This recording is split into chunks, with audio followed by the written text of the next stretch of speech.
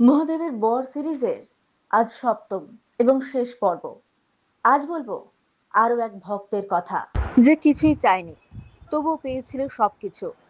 মহাদেবের সবচেয়ে কাছের স্থান।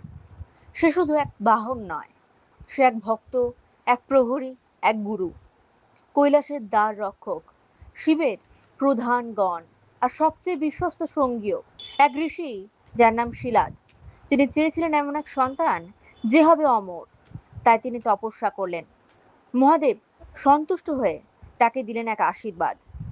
নন্দীর জন্ম হলো এক যজ্ঞের অগ্নি থেকে। সাধারণ কোনো জন্ম নয়, একদম দিব্য আবির্ভাব। কিন্তু কিছু ঋষি ভবিষ্যৎবাণী করলেন নন্দীর আয়ু ছিল খুবই কম। এই কথা শুনে তার পিতা ভেঙে পড়লেন। কিন্তু নন্দী থামেনি। সে নিজের ভাগ্য মেনে নেয়নি।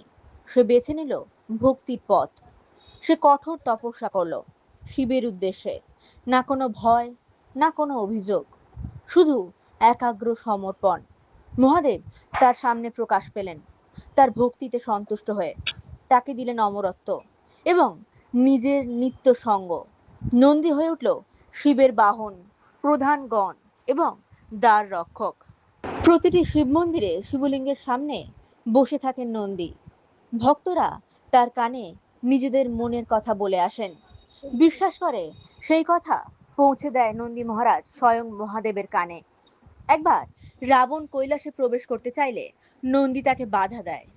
রাবণ তাকে অপমান করলে নন্দী অভিশাপ দেয়, বানরদের দ্বারাই তোমার সর্বনাশ হবে।